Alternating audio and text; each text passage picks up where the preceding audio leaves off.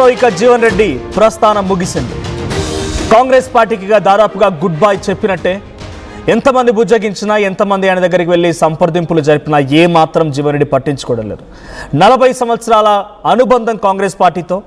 2 సార్లు ఆయన కెరీర్లో మంత్రిగా పనిచేసే అనుభవం ఉంది. 6 సార్లు ఎమ్మెల్యేగా, 1 సారి ఎమ్మెల్సీగా, 2 సార్లు మంత్రిగా పనిచేసినటువంటి ఉత్తర తెలంగాణలో అతి కీలకమైనటువంటి నేతగా జీవన్ రెడ్డి వ్యవహరించారు కాంగ్రెస్ పార్టీలో. అటు కాంగ్రెస్ పార్టీలోనే కాదు, అన్ని రాజకీయ పార్టీలో కూడా చాలా సీనియర్ మోస్ట్ పొలిటీషియన్గా ఉన్నారు ఆయన. అయితే అటువంటి లీడర్ ఇప్పుడు కాంగ్రెస్ పార్టీకి గుడ్ బై చెప్తున్నారు. ఆయన అనేక మంది ఆయన్ని సంప్రదిస్తూ ఉన్నారు, కలుస్తూ ఉన్నారు. కాంగ్రెస్ పార్టీకి సంబంధించి మంత్రులు అడ్డూరు లక్ష్మణ్ కుమార్ కానీ, శ్రీధర్ బాబు కానీ, ఎమ్మెల్యేలు, ఎంపీలు అందరూ కూడా వెళ్ళి కలుస్తున్నారు. కానీ ఏమాత్రం ఉపయోగం లేకుండా పోయింది. ఏకంగా ఇప్పుడు పిసిసి అధ్యక్షుడు మహేష్ కుమార్ గౌడ్ రంగంలోకి దిగారు. ఆయన ఎదుట కనీసం జీవన్ రెడ్డి కాంగ్రెస్ కండువాను కూడా వేసుకోవడానికి ఇష్టపడలేదు. కాంగ్రెస్ కండువాని ఒక కార్యకర్త వేయడానికి వస్తూ ఉంటే వద్దు అని చెప్పి ఆయన పక్కకు నెట్టేస్తున్నారు. జీవన్ రెడ్డికి 4 దశాబ్దాల అనుబంధం ఉంది కాంగ్రెస్ పార్టీతో. అదంతా కూడా ముగిసిన అధ్యాయం అని చెప్పాలి. ఆయన ఇంటి దగ్గర ఉన్నటువంటి ఫ్లెక్సీలని, హోర్డింగ్స్ని, బోర్డు మిగతా హోర్డింగ్స్ని, ఫ్లెక్సీ అన్నిటిని కూడా తొలగించేస్తున్నారు. సో అక్కడ చించేస్తున్నారు అభిమానులు మొత్తం కూడా. 1981లో ఫస్ట్గా పొలిటికల్ ఎంట్రీ ఇచ్చినటువంటి జీవన్ రెడ్డి బహుశా ఆయనకి ఉత్తర తెలంగాణ అంటే అది కరీంనగర్, నిజామాబాద్, వరంగల్ ఈ ప్రాంతాలు ఇంక్లూడింగ్ మెదక్లో కూడా. సో ఆయనతో పాటుగా సరితూగిన రాజకీయ నాయకులు చాలా అరుదు, ఒకరిద్దరు మాత్రమే ఉన్నారు. సో 1981లో మొదటిసారిగా ఆయన పంచాయతీ సమితి ప్రెసిడెంట్గా ఎన్నుకోబడ్డారు. తర్వాత 1983లో ఎన్టీఆర్ గవర్నమెంట్లో ఎమ్మెల్యే అయ్యారు. ఫస్ట్ టైం ఎమ్మెల్యే కాగానే మంత్రి పదవి లభించింది. 1984లో కాంగ్రెస్లోకి వెళ్ళారు. 89లో గెలిచారు, 84లో గెలిచారు, 89లో ఆయన గెలిచారు. 89 నుంచి 94 జగిత్యాల ఎమ్మెల్యేగా, 1996 నుంచి 2009 వరకు అన్డౌటెడ్లీ కేవలం ఒక జీవన్ రెడ్డి హవా నడిచింది ఆ నియోజకవర్గంలో. ఆ తర్వాత 2009లో ఓడిపోయారు ఆయన. మళ్ళీ 2014లో గెలిచారు. 2018లో రీసెంట్గా బీఆర్ఎస్ పార్టీ ముందస్తు ఎన్నికలు వెళ్ళిన సమయంలో కూడా ఓడిపోయారు. ఆ తర్వాత ఎమ్మెల్సీ అయ్యారు. మొదటి ఎన్నికల్లో కూడా ఓడిపోయారు. కాంగ్రెస్ పార్టీ హవా రాష్ట్ర వ్యాప్తంగా ఉన్న జగిత్యాలలో మాత్రం కొంత ఆయనకి సహకరించలేదు అక్కడ జనం, కాబట్టి ఓడిపోయారు. ఎంపీ కంటెస్ట్ చేశారు, ఎంపీ కూడా ఓడిపోయారు.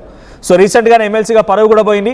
సో జీవన్ రెడ్డిని అక్కడ ఎక్కువగా కలిచివేస్తున్న అంశం ఆయన ప్రత్యర్థి అయినటువంటి సంజయ్ని కాంగ్రెస్ పార్టీలోకి తీసుకోవడం.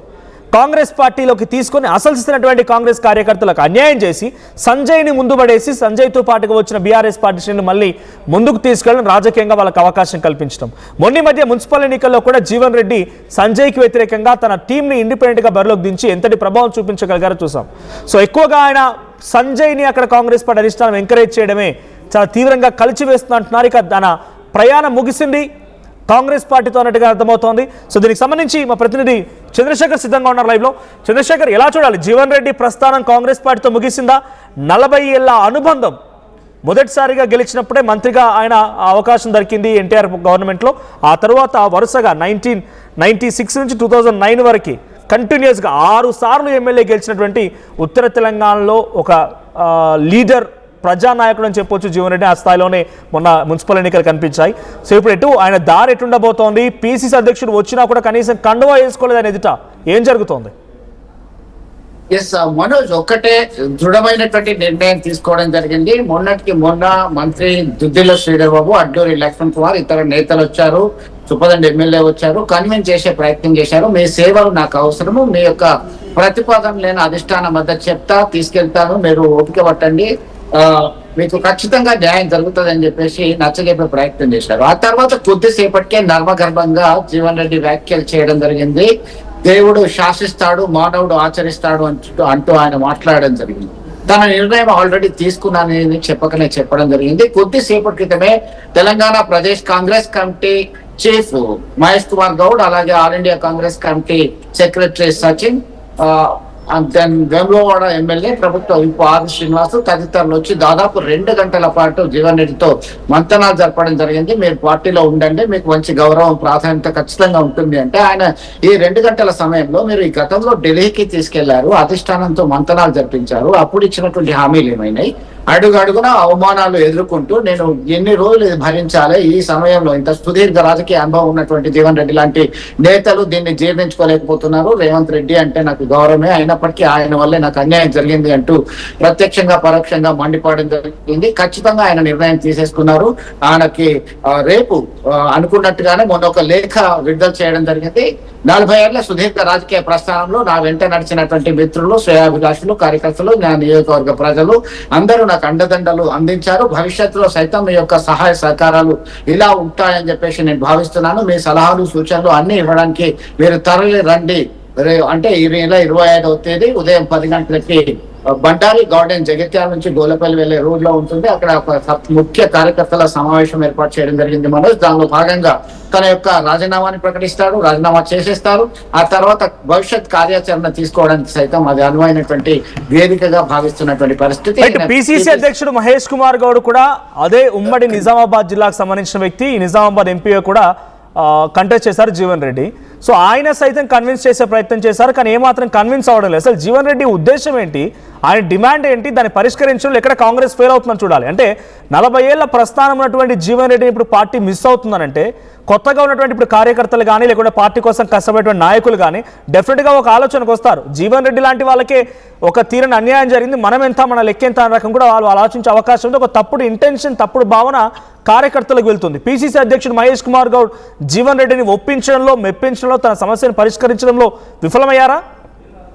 మనోజ్, ఖచ్చితంగా మీరు అన్నట్టుగా గత ఈ సమస్య ఎప్పుడు స్టార్ట్ అయింది అంటే డాక్టర్ సంజయ్ కుమార్ జగిత్యాల ఎమ్మెల్యే ఎప్పుడైతే తాను బీఆర్ఎస్ పార్టీ ఎమ్మెల్యేగా గెలిచిన తర్వాత కాంగ్రెస్ పార్టీలో చేరిపోయారు. కాంగ్రెస్ పార్టీలో చేరినప్పటి నుంచి ఈ సమస్య స్టార్ట్ అయింది. ఎందుకంటే ముఖ్యమంత్రి ఆదేశాలన్నీ అధికారులకు కావచ్చు, ప్రత్యక్షంగా పరోక్షంగా ఇక్కడ ఎమ్మెల్యే మాటనే చెల్లుబాటు అవుతుంది అని చెప్పేసి సూచించడం జరిగింది. మీరు మీ పని చేసుకుపోండి, మీకు ఏమీ అడ్డంకులు లేవు, మీకు అండగా నేను ఉంటాను అని ఒక అష్యూరెన్స్ ఇవ్వడం జరిగింది. అప్పటి నుంచి స్టార్ట్ అయింది జీవన్ రెడ్డిలో. అంటే 10 సంవత్సరాల గతంలో వారు అధికారంలో ఉన్నారు. బీఆర్ఎస్ పార్టీ వాళ్ళు అధికారంలో ఉన్నప్పుడు మమ్మల్ని కాంగ్రెస్ పార్టీ కార్యకర్తల్ని, తన అనుచరులని అందరినీ వేధించారు, అక్రమ కేసులు బనాయించారు.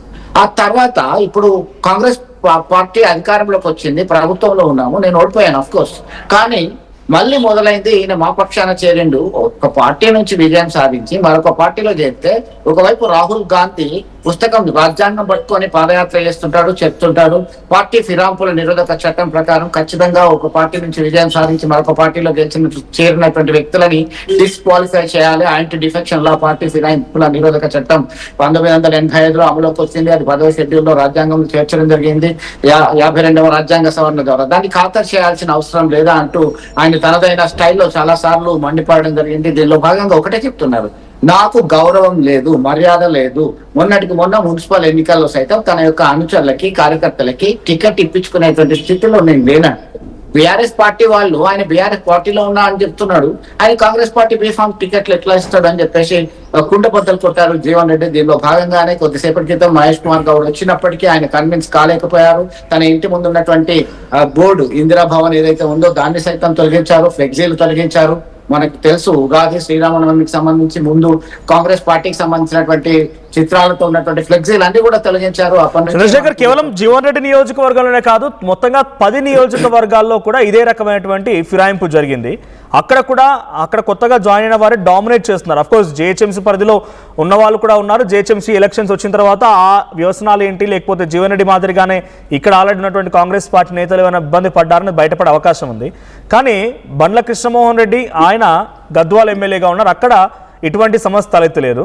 సో తర్వాత పక్క నియోజకవర్గం పటాన్ చెరువు చూసుకున్నా, లేకపోతే ఇక్కడ చుట్టుముట్టు 10 నియోజకవర్గాల చేవెళ్ళ చూసుకున్నా, ఇవన్నిట్లో కూడా పోచారం శ్రీనివాసరెడ్డి ఆయన నియోజకవర్గం చూసుకున్నా, సో ఎక్కడ లేని సమస్య జీవన్ రెడ్డి దగ్గరే ఉత్పన్నమవుతోందా? జీవన్ రెడ్డి దీన్ని చాలా సీరియస్గా తీసుకున్నారా, లేకపోతే అక్కడ సమస్య నిజంగానే కనబడుతోందా? మనోజ్, మీరు అన్నట్టుగా మిగతా 10 ప్రాంతాల్లో పార్టీ ఫిరాయించినప్పటికీ అక్కడ లేని సమస్య ప్రధానంగా జగిత్యాలలోనే రావడానికి ప్రధానమైనటువంటి కారణం ఏంటి అంటే ఒక అండర్స్టాండింగ్ అనేది లేదు. ఎందుకు లేదు అంటే ఆయన బద్ద శత్రువులాగా డాక్టర్ సంజయ్ కుమార్, జీవన్ రెడ్డి లాంటి వాళ్ళు దేకింగే అనేటువంటి స్టైల్లో దశాబ్ద కాలం నుంచి ఉన్నారు.